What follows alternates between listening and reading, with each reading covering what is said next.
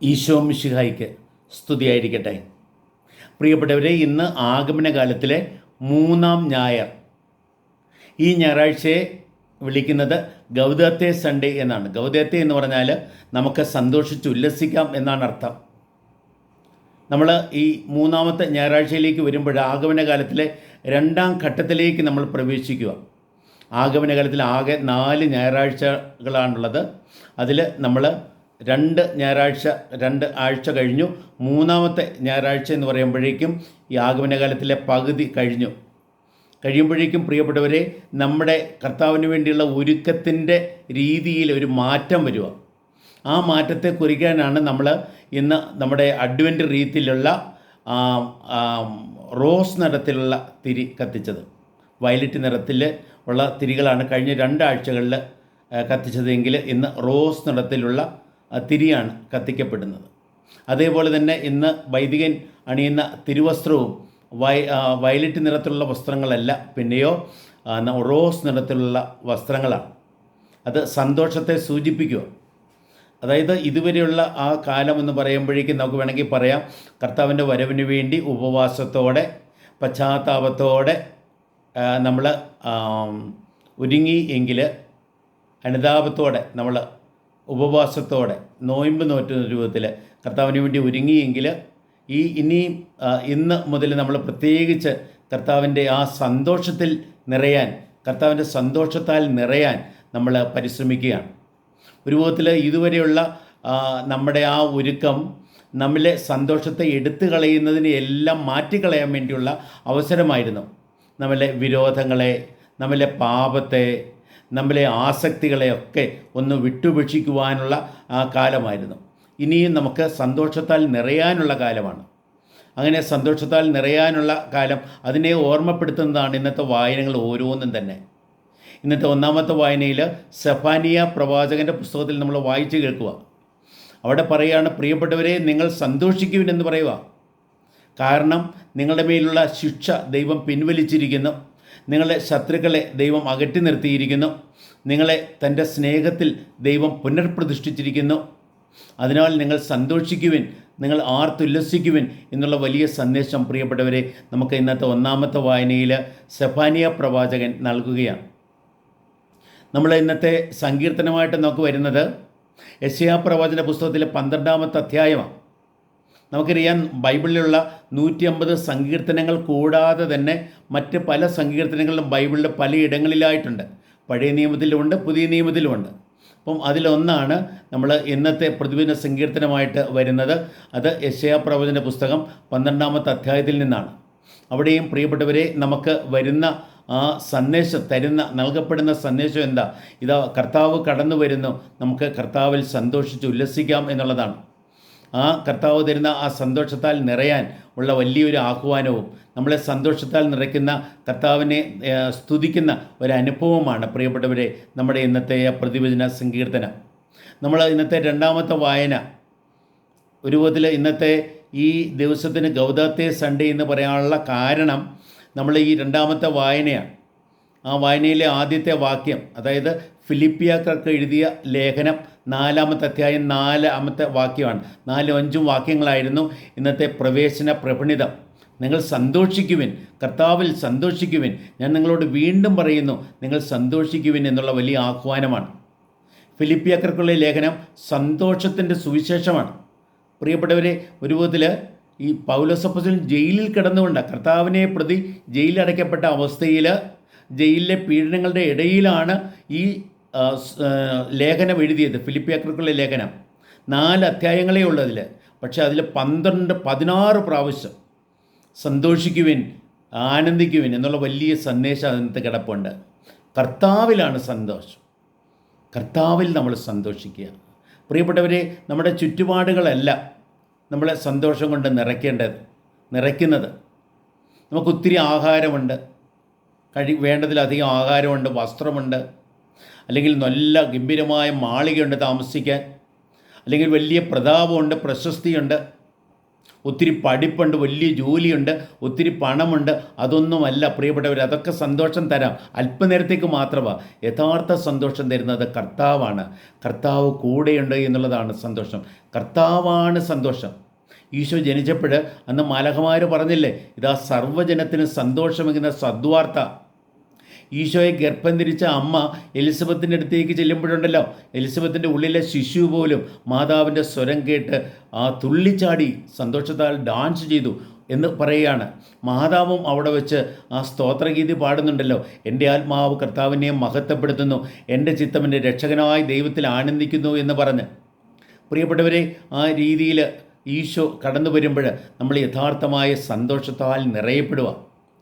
ഈ യോഹന്നാൻ്റെ സുവിശേഷത്തിൽ 15-ാമത്തെ അധ്യായം 11-ാമത്തെ വാക്യം എങ്ങനെയാണ് പറയുന്നത്? ഈശോ പറയാണ്, ഞാൻ ഇതൊക്കെ നിങ്ങളോട് എന്തിനാ പറഞ്ഞതേന്നറിയാവോ? എൻ്റെ സന്തോഷം നിങ്ങളിൽ നിറയണം, നിങ്ങളുടെ സന്തോഷം പൂർണ്ണമാകണം, അതിനു വേണ്ടിയാണ് എന്ന് ഈശോ പറയുകയാണ്. പ്രിയപ്പെട്ടവരെ, നമ്മൾ യോഹന്നാൻ്റെ സുവിശേഷം 16-ാമത്തെ അധ്യായം 22-ാമത്തെ വാക്യത്തിൽ നോക്കുക. നിങ്ങളിപ്പോൾ ദുഃഖിതരാണ്, ഞാൻ വീണ്ടും വരും, അപ്പോഴോ നിങ്ങളുടെ ദുഃഖം സന്തോഷമായി മാറും, ആ സന്തോഷം നിങ്ങളിൽ നിന്ന് ആരും എടുത്തു കളയുകയില്ല എന്ന് പറയുകയാണ്. പ്രിയപ്പെട്ടവരെ, മരണത്തെയും ജയിച്ച് ഉത്തിതനായ ഈശോയാണ് യഥാർത്ഥമായ നിലനിൽക്കുന്ന സന്തോഷം കൊണ്ട് നമ്മെ ഓരോരുത്തരെയും നിറയ്ക്കുന്നത്. ആ കർത്താവാണ് പ്രിയപ്പെട്ടവരെ വീണ്ടും വരുന്നത്, നമ്മുടെയൊക്കെ ജീവിതത്തിലേക്ക് കടന്നു വരുന്നത്, നമ്മുടെ ഈ ദിവ്യകുർബാനയിലൂടെ കടന്നു വരുന്നത്, നമ്മുടെ കൂദാശകളിലൂടെ കടന്നു വരുന്നത്. പ്രിയപ്പെട്ടവരെ, ആ കർത്താവ് നമ്മിലേക്ക് കടന്നു വന്ന് നമ്മെ ഓരോരുത്തരെയും യഥാർത്ഥമായ സന്തോഷം കൊണ്ട് നിറയ്ക്കുന്ന ഒരു അനുഭവത്തിലാണ് നമ്മൾ ഓരോരുത്തരും എന്ന് പ്രത്യേകമായിട്ട് നമുക്ക് ഓർക്കാം. നമ്മൾ ഇന്നത്തെ സുവിശേഷത്തിലേക്ക് നോക്കുമ്പോഴോ അവിടെ ഞങ്ങൾ എന്താ ചെയ്യേണ്ടത് എന്ന് 3 കൂട്ടം ആൾക്കാർ സ്നാപക യോഹന്നാനോട് ചോദിക്കുന്നുണ്ട്. സ്നാപക യോഹന്നാനോട് ചോദിക്കുക, ഞങ്ങൾ എന്താ ചെയ്യേണ്ടത്? ജനക്കൂട്ടം ചോദിച്ചു. അപ്പോൾ സ്നാപക യോഹന്നാൻ പറഞ്ഞു, നിങ്ങൾ പങ്കുവയ്ക്കണം, ആഹാരം പങ്കുവയ്ക്കണം, വസ്ത്രം പങ്കുവയ്ക്കണം എന്ന് പറയുകയാണ്. ചുങ്കക്കാർ വന്ന് ചോദിച്ചു, ഞങ്ങൾ എന്താ ചെയ്യേണ്ടത്? അമിതമായി നിങ്ങളൊന്നും ഈടാക്കരുത്, നിങ്ങൾ പാവപ്പെട്ടവരെ വിഷമിപ്പിക്കരുതെന്നെല്ലാം പ്രത്യേകമായിട്ട് പറയുക. അല്ല, അത് കഴിഞ്ഞിട്ട് സോൾജേഴ്സ്, പട്ടാളക്കാർ വന്ന് ചോദിച്ചു, അവിടെ നിങ്ങൾ അതിക്രമമൊന്നും കാണിക്കരുത്, ആരെയും വല്ലാതെ വിഷമിപ്പിക്കരുത് എന്ന് പറയുകയാണ്.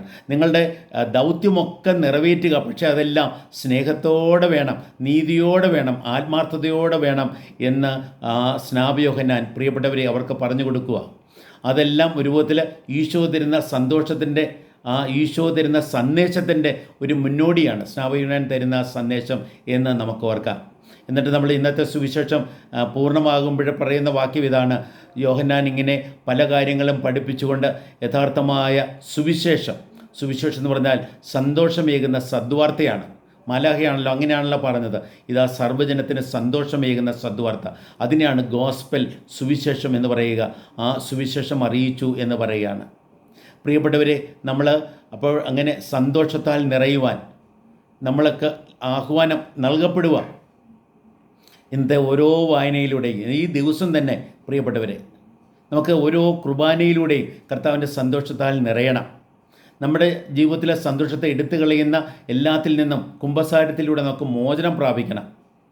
അല്ലെങ്കിൽ രോഗീലേപനത്തിലൂടെ നമ്മുടെ രോഗത്തിൽ നിന്ന് മോചനം പ്രാപിച്ച് സന്തോഷത്താൽ നിറയണം. സന്തോഷം ഏകുന്നവരായി ജീവിക്കുവാനുള്ള വലിയ വിളിയാണ് വിവാഹത്തിലൂടെയും തിരുപ്പട്ടത്തിലൂടെയും പ്രിയപ്പെട്ടവരെ നമുക്കൊക്കെ നൽകപ്പെടുന്നത്. ആ സന്തോഷത്തിൻ്റെ അടിസ്ഥാനം ഏതാണെന്ന് പ്രാരംഭ കൂദാശകൾ നമ്മളെ പഠിപ്പിക്കുന്നുണ്ട്. ജ്ഞാനസ്നാനത്തിൽ പിതാവായ ദൈവത്തിൻ്റെ സ്നേഹത്താൽ നിറയപ്പെടുമ്പോൾ, ദിവ്യകുർബാനയിലൂടെ ഈശോയുമായി ഒന്നായിത്തീരുമ്പോൾ, സ്ഥൈര്യലേപനത്തിലൂടെ പരിശുദ്ധാത്മാവിൻ്റെ വരങ്ങളാലും ദാനങ്ങളാലും കൃപകളാലും നിറയപ്പെടുമ്പോഴാണ് യഥാർത്ഥമായ സന്തോഷം പ്രിയപ്പെട്ടവരെ കർത്താവ് നമ്മിലുണ്ട് എന്നുള്ളതാണ്. സന്തോഷം എന്നതിന് 2 വാക്കുകളുണ്ട്. ഇംഗ്ലീഷിൽ ഹാപ്പിനെസ്സും ഉണ്ട്, ജോയി ഉണ്ട്. ഹാപ്പിനെസ് എന്ന് പറഞ്ഞാലുണ്ടല്ലോ, അത് ഇപ്പോൾ വരും പിന്നെ പോകും, ആ രീതിയിൽ. അതായത് ജീവിതത്തിലെ ഹാപ്പനിങ്സിലൂടെ, സംഭവങ്ങളിലൂടെ, ചുറ്റുപാടുകളിലൂടെ നമ്മിലേക്ക് വരുന്ന സന്തോഷമാണ്. ആ സിറ്റുവേഷൻ മാറിക്കഴിയുമ്പോൾ പ്രിയപ്പെട്ടവരെ ആ സന്തോഷം അങ്ങ് പോകും. നേരെ മറിച്ച് യഥാർത്ഥ സന്തോഷമോ ജോയി ആണ്. ജോയി അതൊരു അക്രോനിമാണ്. അതായത് ഓരോ അക്ഷരത്തിലും ആരംഭിക്കുന്ന ഓരോ വാക്ക്, ജെ എന്ന് പറഞ്ഞാൽ ജീസസ്, ഓ എന്ന് പറഞ്ഞാൽ അതേഴ്സ്, വൈ എന്ന് പറഞ്ഞാൽ നീ. അതായത് നമ്മുടെ ജീവിതത്തിൽ ആ ഒരു ക്രമം നമുക്ക് ഉണ്ടാകുമ്പോഴാണ് യഥാർത്ഥമായ സന്തോഷം ഉണ്ടാവുക. ആദ്യം ജീസസ്, ഈശോയ്ക്ക് ഏറ്റവും മുഖ്യ സ്ഥാനം കൊടുക്കുക. ഈശോ നമ്മുടെ ജീവിതത്തിലുണ്ടെങ്കിൽ യഥാർത്ഥമായ സന്തോഷം നമുക്കുണ്ട്. പ്രിയപ്പെട്ടവരെ, ഈശോയാണ് നമ്മളെ സന്തോഷം കൊണ്ട് നിറയ്ക്കുക. ആ സന്തോഷത്താൽ നിറഞ്ഞ് നമുക്ക് മറ്റുള്ളവർക്ക് സ്നേഹം, കർത്താവിൻ്റെ സ്നേഹം പകരാൻ സാധിക്കുമ്പോഴാണ് നമ്മൾ സന്തോഷത്താൽ നിറയുക. എന്തേറെ പേർക്ക് നമ്മൾ സ്നേഹം പകർന്നു എന്നുള്ളതാണ് പ്രിയപ്പെട്ടവരെ, എന്തേറെ നമുക്ക് സന്തോഷിക്കാനാവും, നമുക്ക് സന്തോഷമുണ്ട് എന്നതിൻ്റെ തെളിവ് അളവുകോല്. അതേപോലെ എന്നിട്ടാണ് നാം നമ്മളെ തന്നെ സ്നേഹിക്കുക. ദൈവത്തിൻ്റെ സ്നേഹത്താൽ നിറയണം പ്രിയപ്പെട്ടവരെ. നമ്മൾ ദൈവത്താൽ സ്നേഹിക്കപ്പെട്ടവരായി നമ്മൾ മാറണം. നമ്മുടെ ഉത്തമ ബോധ്യമാകണം, എൻ്റെ ദൈവം എന്നെ സ്നേഹിക്കുന്നു, എന്നെ സ്നേഹിച്ചുകൊണ്ട് തൻ്റെ പ്രിയപുത്രനെ എനിക്ക് നൽകിയിരിക്കുന്നു. ആ സ്നേഹം എന്നിൽ നിറയ്ക്കാൻ വേണ്ടി തൻ്റെ പരിശുദ്ധാത്മാവിനെ എന്നിലേക്ക് നിറയ്ക്കുന്നു. റോമർ 5:5 നമ്മൾ വായിക്കുന്നില്ലേ, ദൈവം തൻ്റെ പരിശുദ്ധാത്മാവിലൂടെ തൻ്റെ സ്നേഹം നമ്മുടെ ഹൃദയങ്ങളിലേക്ക് ചൊരിഞ്ഞിരിക്കുന്നു എന്ന്. ആ രീതിയിൽ പ്രിയപ്പെട്ടവരെ നമുക്ക് സന്തോഷിക്കാനായിട്ട് ശ്രദ്ധ വയ്ക്കാം. നമ്മൾ ദിവ്യകുർബാനയിൽ പങ്കെടുക്കുമ്പോൾ കർത്താവ് നമ്മിലേക്ക് കടന്നു വരിക, നമ്മുടെ ഹൃദയത്തിലേക്ക്, നമ്മുടെ മനസ്സിലേക്ക്, നമ്മുടെ ശരീരത്തിലേക്ക് പോലും അപ്പത്തിൻ്റെ രൂപമെടുത്ത് നിത്യജീവനേകുന്നവനായി, നിത്യസന്തോഷം നിറയ്ക്കുന്നവനായി കർത്താവ് കടന്നു വരിക. പ്രിയപ്പെട്ടവരെ, നമുക്ക് നമ്മുടെ കൂട്ടായ്മയുണ്ടല്ലോ, ക്രൈസ്തവ കൂട്ടായ്മ. കർത്താവ് പറയുന്നു, നിങ്ങൾ ഒരുമിച്ച് കൂടുമ്പോൾ, എൻ്റെ നാമത്തിൽ ഒരുമിച്ച് കൂടുമ്പോൾ, എൻ്റെ സ്നേഹത്തിൽ ഒരുമിച്ച് കൂടുമ്പോൾ നിങ്ങളുടെ മധ്യേ ഞാനുണ്ട്.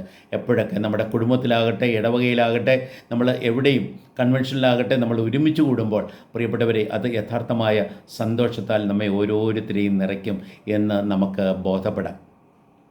അതേപോലെ തന്നെ പ്രിയപ്പെട്ടവരെ, ബൈബിൾ വായിക്കുമ്പോൾ ബൈബിൾ ഒരു വിധത്തിലെ സന്തോഷത്തിൻ്റെ ഗ്രന്ഥമാണ്. ബൈബിൾ മുഴുവനും അതിൻ്റെ കേന്ദ്രം സുവിശേഷമാണല്ലോ, നമുക്ക് സന്തോഷമേകുന്ന സദ്വാർത്തയാണത്. അതേപോലെ നമ്മൾ പാവങ്ങളെ കണ്ടുമുട്ടും, അവരെ ശുശ്രൂഷിക്കുമ്പോൾ പ്രിയപ്പെട്ടവരെ, അവരിൽ നമ്മൾ കർത്താവിനെ കാണുക, അവരെ ശുശ്രൂഷിക്കുന്നതിലൂടെ നമ്മൾ യഥാർത്ഥമായി സന്തോഷത്താൽ നിറയപ്പെടുക. അങ്ങനെ പ്രിയപ്പെട്ടവരെ, നമുക്ക് ഈ ഞായർ നമുക്ക് തരുന്ന വലിയ സന്ദേശം ആവോളം ഉൾക്കൊള്ളാം. സന്തോഷത്താൽ നമുക്ക് പൂരിതരാകാം. കർത്താവ് തൻ്റെ സന്തോഷം കൊണ്ട് നമ്മെ നിറയ്ക്കട്ടെ. യെശയ്യാ പ്രവാചകൻ്റെ പുസ്തകത്തിൽ 65-ാമത്തെ അധ്യായത്തിൽ 17 തുടങ്ങിയുള്ള വാക്യങ്ങൾ വായിക്കുമ്പോൾ പറയും, കർത്താവ് നിന്നിൽ സന്തോഷിക്കും. ഇന്നത്തെ 1-ാമത്തെ വായനയിൽ അതുതന്നെ നമ്മൾ കേൾക്കുക, എന്നിൽ സന്തോഷിക്കുന്ന കർത്താവ്. പ്രിയപ്പെട്ടവരെ, കർത്താവിൻ്റെ സ്നേഹത്താൽ നിറയുമ്പോഴാണ് കർത്താവിൻ്റെ സന്തോഷത്താൽ നാം നിറയുക. ആ സന്തോഷം പ്രിയപ്പെട്ടവരെ മറ്റുള്ളവരെ സ്നേഹിക്കുമ്പോഴാണ് ആ സന്തോഷം നമ്മൾ മറ്റുള്ളവർക്ക് പകർന്നു കൊടുക്കുക. എന്നിട്ടോ അത് നമ്മളെ ഓരോരുത്തരെയും ആ സന്തോഷത്തിൽ സമർത്ഥമായ ജീവൻ്റെ ഉടമകളാക്കി മാറ്റും. അങ്ങനെ ദൈവത്തിൻ്റെ സന്തോഷത്താൽ നിറഞ്ഞ് സന്തോഷമായി പരിവർത്തനപ്പെട്ട് സന്തോഷം പകരുന്നവരായി നമുക്ക് ജീവിക്കാം. കർത്താവിൻ്റെ സന്തോഷം ഏവർക്കും ഞാൻ ഹൃദയപൂർവ്വം ആശംസിക്കുന്നു. ദൈവം നമ്മെ അനുഗ്രഹിക്കട്ടെ.